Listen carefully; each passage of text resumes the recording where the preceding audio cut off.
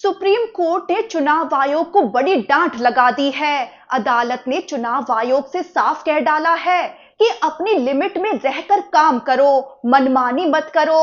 वहीं कोर्ट के सख्त आदेशों के बाद चुनाव आयोग हरकत में आ गया है, जिससे बीजेपी की मुश्किलें बढ़ गई हैं। उधर ममता के विधायक ने तो मुसलमानों के वोट काटने पर चुनाव आयोग पर लाठी बरसाने की धमकी दे डाली है। चलिए आपको पूरा माहौल समझाते हैं। दरअसल वोटर लिस्ट रिवीजन यानी एसआईआर के मुद्दे पर सुप्रीम कोर्ट ने चुनाव आयोग को खरी खरी सुना दी है। Chief justice of India Suryakant की पीठ ने चुनाव आयोग को नियमों के दायरे में रहकर काम करने की चेतावनी दे डाली। साथ ही सुप्रीम कोर्ट ने चुनाव आयोग को अपनी शक्तियों के मनमाने ढंग से इस्तेमाल करने पर भी फटकार लगाई है। सुप्रीम कोर्ट के इस कड़े रुख की अब हर तरफ चर्चा हो रही है, जिससे साफ है कि एसआईआर मामले में अब सुप्रीम कोर्ट किसी भी तरह की ढिलाई बर्दाश्त करने के मूड में नहीं है और चुनाव आयोग की मनमानी अब इतनी आसानी से चलने वाली नहीं है। दरअसल एसआईआर के मुद्दे पर सुनवाई करते हुए सीजेआई सूर्यकांत और जस्टिस जॉय माल्या बागची की पीठ ने चुनाव आयोग से तीखा सवाल पूछ डाला कि क्या चुनाव आयोग खुद को कानून से ऊपर मानता है। ये सवाल पूरे कोर्ट रूम में गूंज पड़ा। इसके बाद अदालत ने सख्त टिप्पणी करते हुए कहा कि किसी भी संवैधानिक संस्था को बेकाबू घोड़े की तरह काम करने की छूट नहीं दी जा सकती। कोर्ट ने चुनाव आयोग को फटकार लगाते हुए कहा कि आपके पास अधिकार जरूर हैं, लेकिन वो असीमित नहीं हैं। यानी कोर्ट ने चुनाव आयोग से साफ कह डाला कि आपके पास अधिकार तो हैं, लेकिन सीमित हैं, इसीलिए वो जो चाहे अपनी मर्जी से नहीं कर सकता। कोर्ट ने चुनाव आयोग को अपनी लिमिट में काम करने की चेतावनी दे डाली। वहीं कोर्ट ने वोटर लिस्ट से नाम हटाए जाने की प्रक्रिया पर गहरी चिंता जाहिर की है। अदालत ने कहा कि वोट देना हर नागरिक का मौलिक अधिकार है। बिना ठोस प्रक्रिया के किसी का नाम काटना एक गंभीर अपराध जैसा है। कोर्ट ने कहा कि किसी भी व्यक्ति का नाम हटाने से पहले उसे सुनवाई का मौका मिलना अनिवार्य है। सुप्रीम कोर्ट ने चुनाव आयोग से बड़ा सवाल कर डाला कि क्या उसने representation of the people act के नियमों का पालन किया है। अदालत ने कड़ा रुख अपनाते हुए साफ कह डाला कि चुनाव आयोग को नियमों के दायरे में रहकर ही फैसले लेने होंगे। चुनाव आयोग की ये पूरी एसआईआर प्रक्रिया पारदर्शी होनी चाहिए। वहीं बंगाल की एसआईआर प्रक्रिया को लेकर तो सुप्रीम कोर्ट ने चुनाव आयोग को कड़े निर्देश दे डाले हैं, जिसका पालन अब चुनाव आयोग को हर हाल में करना पड़ रहा है। पश्चिम बंगाल में वोटर लिस्ट रिवीजन यानी एसआईआर के खिलाफ दायर याचिकाओं पर सुनवाई के दौरान कोर्ट ने चुनाव आयोग को बड़े निर्देश दिए थे। कोर्ट ने साफ कर दिया था कि प्रक्रिया में पारदर्शिता और कानून का पालन होना ही चाहिए।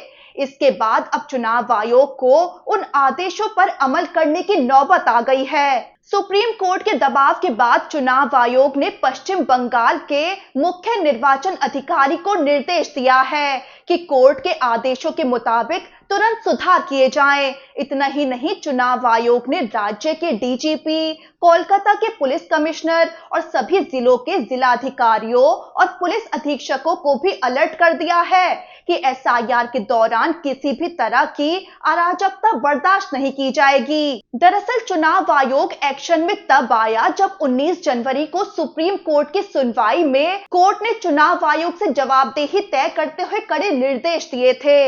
इन निर्देशों के मुताबिक 24 जनवरी तक चुनाव आयोग को उन 1 करोड़ वोटर्स के नाम सार्वजनिक करने होंगे जिनके नामों में तार्किक श्रेणी के तहत गड़बड़ी बताई गई थी। ये सूचियां ग्राम पंचायत भवन, तहसील और ब्लॉक कार्यालयों और शहर में वार्ड दफ्तरों में लगाई जाएंगी। साथ ही चुनाव आयोग को सार्वजनिक तौर पर यह भी बताना होगा कि इन वोटर्स के नाम में गलती किस तरह की मिली है।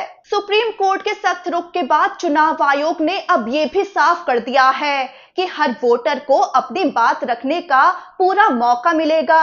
अगर कोई वोटर खुद नहीं आ सकता तो वो अपना अधिकृत प्रतिनिधि नियुक्त कर सकता है। ये प्रतिनिधि बूथ लेवल एजेंट यानी बीएलए भी हो सकता है। अब चुनाव आयोग ने ये भी तय कर दिया है कि हर मतदान केंद्र से जुड़ी वोटर लिस्ट के लिए दस्तावेज जमा करने और सुनवाई के स्थान पहले से निर्धारित होंगे। जिन लोगों के नामों में गड़बड़ी दिखाई जाएगी वो नाम प्रकाशित होने के 10 दिनों के अंदर पंचायत भवन, ब्लॉक कार्यालय या वार्ड कार्यालय में अपने दस्तावेज, दावे या आपत्तियां दर्ज करा सकेंगे। चुनाव आयोग ने यह भी राहत दी है कि जिन लोगों ने अभी तक अपने दस्तावेज या आपत्तियां जमा नहीं की हैं, उन्हें बढ़ी हुई समय सीमा में ऐसा करने का एक और मौका मिलेगा।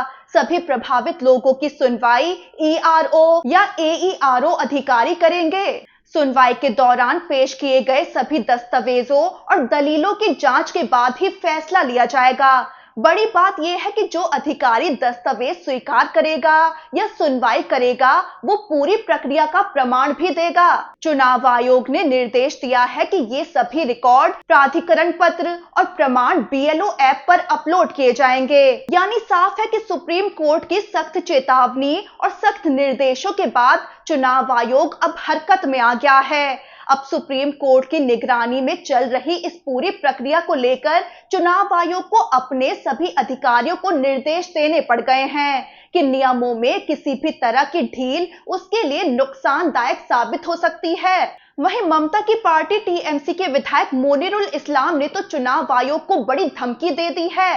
टीएमसी विधायक मोनिरुल इस्लाम ने चुनाव आयोग को बड़ी धमकी देते हुए कहा कि अगर चुनाव आयोग ने मुसलमानों के वोट काटे तो वो इलेक्शन कमिश्नर को छोड़ेंगे नहीं, पाताल से भी खोज निकालेंगे और डंडे से उनका इलाज करेंगे।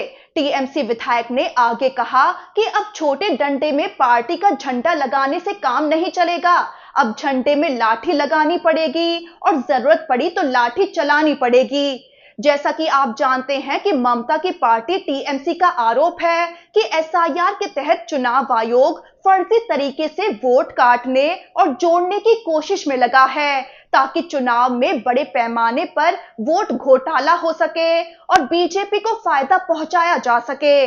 बंगाल में जल्द ही विधानसभा चुनाव होने वाले हैं। ऐसे में एसआईआर वाला मुद्दा सड़क से लेकर अदालत तक चुनाव आयोग की मुश्किलें बढ़ा रहा है।